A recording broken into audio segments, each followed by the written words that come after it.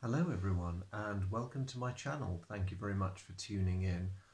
Those of you who are already familiar with the format will know that I'm about to chuck another game at you. For those of you who are looking in for the first time, a very warm welcome. I do hope you enjoy what you find here and find it useful. So today I am going to, surprise surprise, show you another game. This is a card-based war game simulating platoon to company level combat in World War II. It's quite an enjoyable game and it's published by Collins Epic War Game. This is the first one in the series, Spearpoint 1943, and covers the fighting in Italy. Primarily, actually exclusively really, between the forces of the United States and Germany. So no one else is represented, but it was a good start. It came out about 10 years ago, I think it was first published, and it's been going fairly strong ever since. It has since been followed by Spearpoint 1943, the Eastern Front, which focuses on the fighting on that front in the same year, 43, so fairly pivotal year for both sides.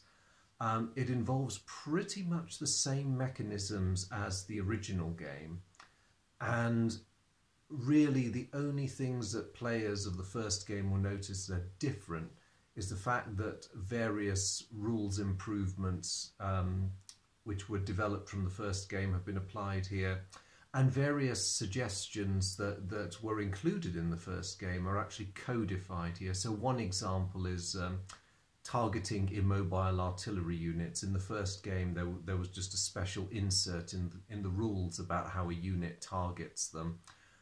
Now it's explicitly stated on the unit cards.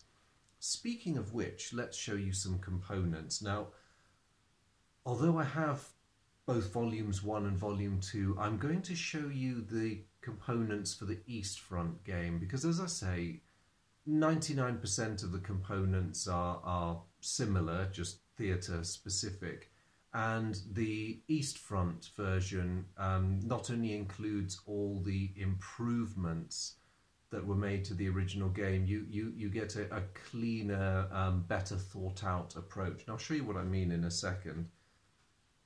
So inside each box you get, of course, the rule book. Now in the West Front Italy version, this was just a single sheet of rules, and it was good. They were well written, they were well thought out, beautifully laid out. I learned the game in 5 minutes reading through those rules. The one you get in the East Front is a bit thicker, but if anything, if it's possible, it's even better laid out and better explained than the original rules were.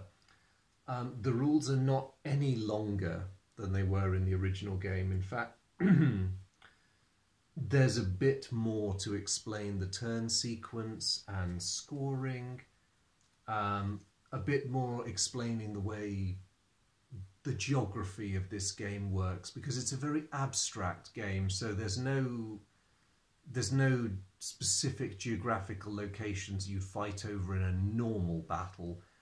It's very much the idea that you've had a meeting engagement between two forces. Each player has a front line where his front line units are committed and a rear line where his rear line units are committed. There's an additional column off to one side for aircraft because they function in a slightly different way. But again, it's very abstract. So the game is meant to give you a feel for the intensity of frontline, I say, platoon to company level combat with supporting arms, and it gives you that. It gives you that very well, in fact. But if you're looking for a map which says, you know, this is Zhytomyr or this is Kiev, this is the surrounding terrain, you won't really get that. It's much more abstract and fluid than that. So there's a lot of additional explanation around the core rules in this rule book. Each game comes with a nice set of dice. Now in the Western set, it's 4 10-sided dice, 2 in American blue, 2 in German grey. And of course, the nice thing with the East Front one is they've given the Soviets red and yellow. Now, I don't know whether this was a publication error or not. I might have to recheck the rules, but the Soviets in this game have got... So you see there's 3 10-sided dice, one of which is the Soviet one. The Soviets also get a D8. Now, I'm not too clear whether this is meant to reflect the overall generally lower quality of Soviet troops. Now, this is not intended to demean the qualities of the Soviet fighting man or indeed woman, but generally speaking, the units of the German army, and this was still true in 1943, held something of an edge in terms of their training and experience. And in this game, in order to score hits, you have to roll to equal or exceed a target number. So if that's meant to hobble the Soviets very slightly in relation to their German counterparts, it's actually a really elegant way of doing it. I need to find out whether that's an error or not, but I've been playing with those dice and using those results, and it hobbles the Soviets a bit, but good play will still win them the day. The last time I played this game, the Soviets won very, very convincingly, partly because the German tanks overextended themselves, an easy thing to do, and also because Soviet units tend to be cheaper, so you can actually conduct the human wave mass assaults that characterized the operations of the Soviet army in 1943. But on to the rest of the components. Something you don't get in the West Front game you do in the East Front is scenario cards. So an important part of this game is that you build your forces around a certain number of points before you start the game. So both players could agree to say, we're playing a 100-point game. You then riffle through your unit decks and you put a force together. Now, this can be great fun for people who like to customize and build their own forces. But there are quite a lot of players out there who just want an order of battle. And this was a fairly common bit of feedback to the West Front game. So much so that the designer actually published some excellent existing orders of battle that you could just print off, and there were forces that were slanted towards armor or towards air or combined arms. Gave you a lot of choices, and that was great.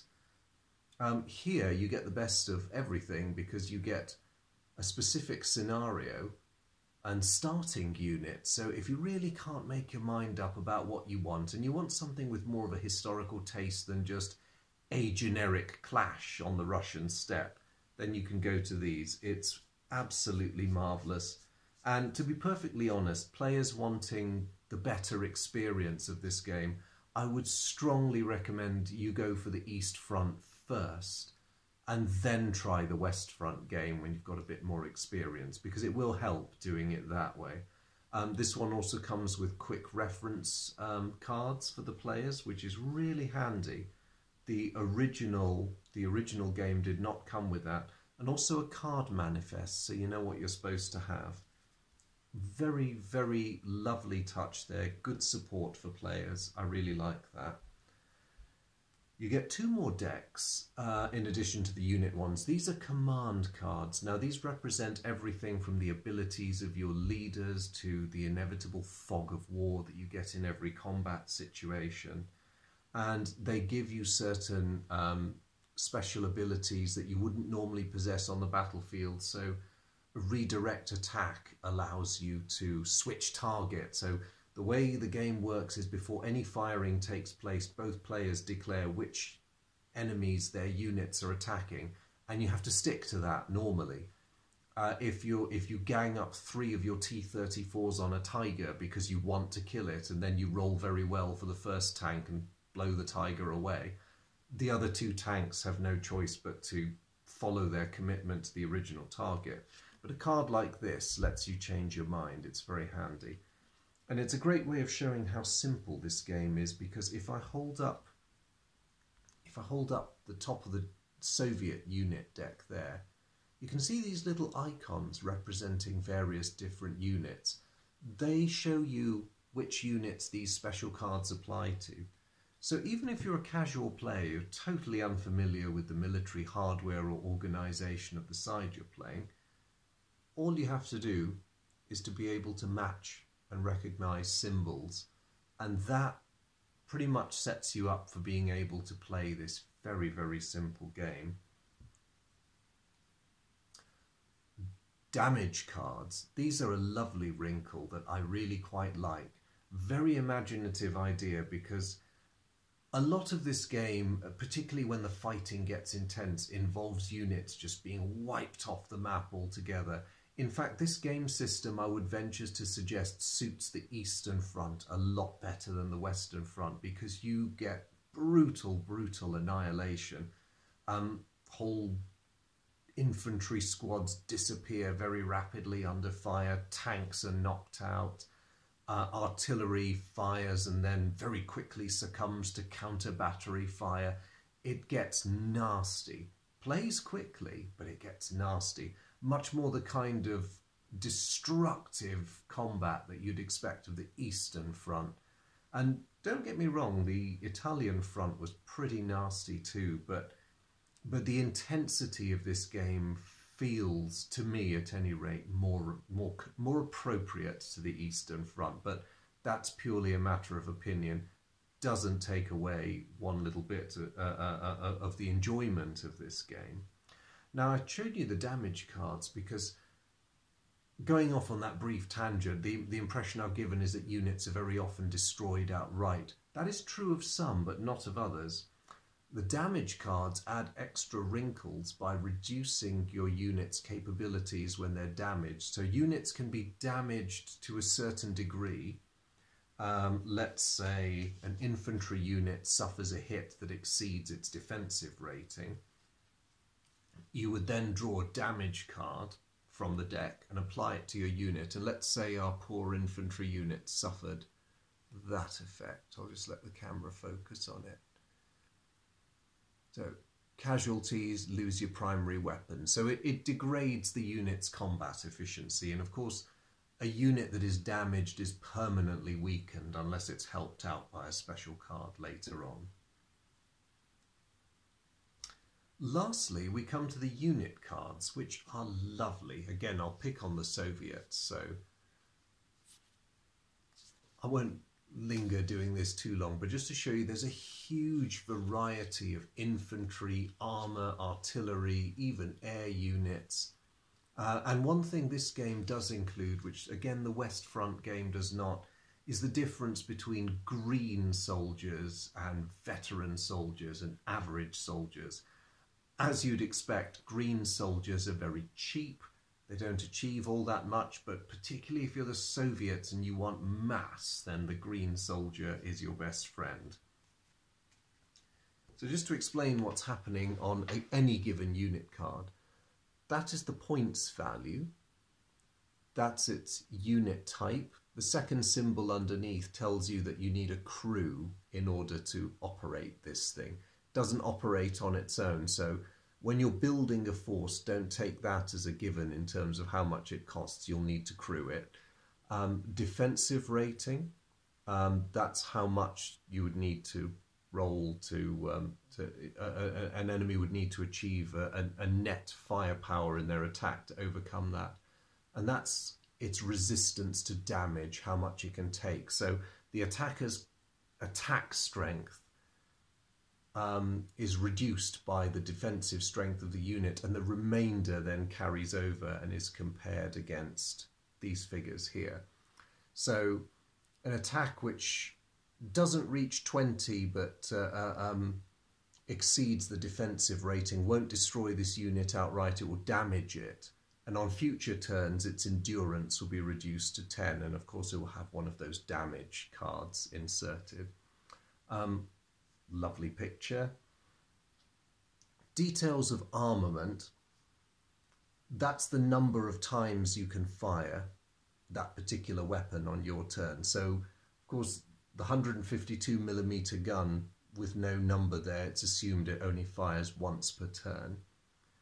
The 2 on the machine gun means it gets to roll 2 dice, 2 attacks. That These are the target numbers that have to be rolled to target infantry, armour, artillery, aircraft. And that is the damage number if the shot hits. So this column is all that to hit, and that is the base force of the attack if it succeeds in scoring hit. There are additional modifiers based on your dice roll, whether the target is hull down or under any other sort of cover, and of course the target's defensive strength. Bit of calculation involved, but nothing that would drive you crazy. And once you figure it out, it happens really quickly. You get the get the sense of how the thing works. Now, those little underline points there, they are a reminder that the machine gun will have a hard time doing anything to hard targets like that. So you can still try to hit them, but a machine gun is obviously not the best thing to try taking out a tank with. That's very important. And something like that will become fairly intuitive pretty quickly. If you want to target a tank, you're better off using your heavy weapon. Harder to hit it with, but more worthwhile in terms of the damage it inflicts. So that is how units work in a nutshell. And that is the contents of the game box. So it's a very straightforward game. There's not a lot to it. As you can tell from the box sizes, it does not have a massive footprint at all. And this game would not take up more than a 3 foot by 3 foot space, absolute maximum. It's compact, it's easy to play. There is a final expansion to it, but I'll go into that in more detail later after I've explained the sequence of play in the next video, and offer my final thoughts in a third video as per the usual setup of these things. But for now, that is my introduction to Spearpoint 1943. I hope that's given you a very general idea of how the game works. Look out for my next video, which will be a blow-by-blow playthrough of the setup and a sample turn, maybe 2 if time permits. And then, as I say, I'll offer my final verdict on the game. But in the meantime, I hope this has been useful, and thank you very much for tuning in.